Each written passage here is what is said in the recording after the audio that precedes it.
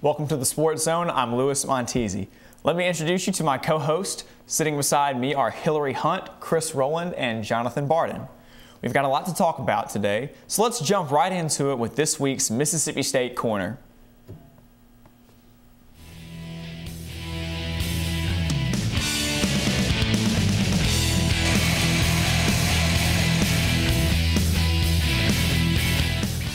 Mississippi State opened up its season on the road against Memphis with a 59-14 victory, in which running back Vic Ballard ran for a career-high 3 touchdowns.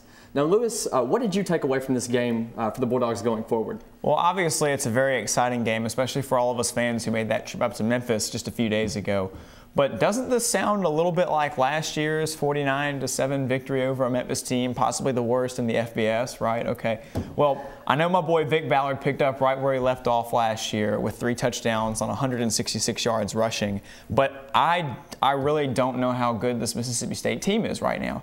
I really don't. I think we want to get excited, but at this point, I can't buy in yet. Next week is a better measuring stick for them. I'm going to agree with you, Louis. It's a very hard game to really measure what we're capable of. Granted, there's some really great things to be excited about, explosive plays, young talent like Jamion Lewis, our new offensive toy on offense, and maybe not on special teams, but he really gave us a new dimension on offense. And there was some sloppiness, but I think that sloppiness is kind of those coaching points that Mullen talked about in the press conference that are easily coachable, and I think will be cleared up by next week. But it's really hard to gauge the performance off that game.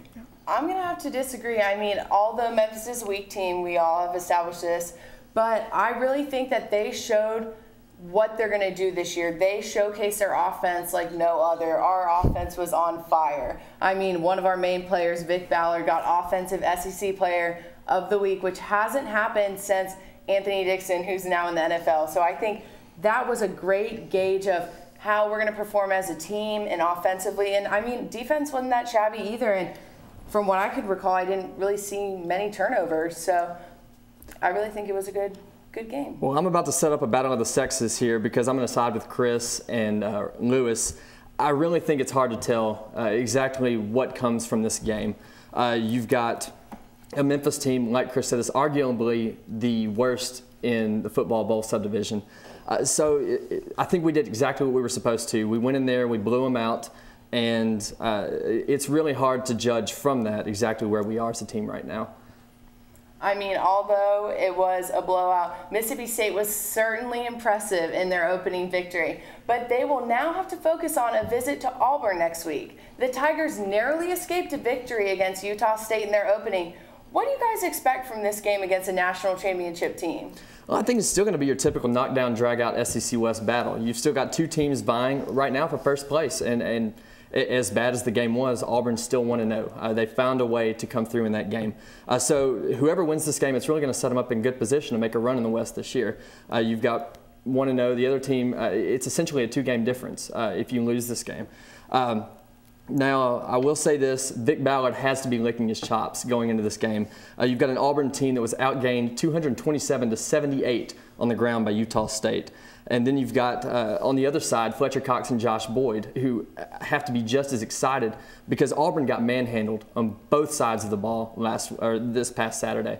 So I'm anxious to see what happens. I am too, and it's going to be really interesting to see how the return, as you mentioned, the return of Josh Boyd and Fletcher Cox influences our defensive line, because despite all of Auburn's struggles this past week, let's not forget they have arguably one of the best backfields in the SEC with Ontario McCaleb and then also Michael Dyer, and don't forget the fullback Lucien Kirchen, who they love to pass to and will run to every now and then. Such a big factor in their offense last year and this year. So I'm really torn between domination by Mississippi State, who are so anxious to get revenge after last year's close loss at home, to, I don't know, something different. So I still don't know it. I think it's going to be a much better measuring stick of our success. Well, talking about revenge too, Mississippi State hasn't won against Auburn since '07, and I think it's one time in the last 10 tries.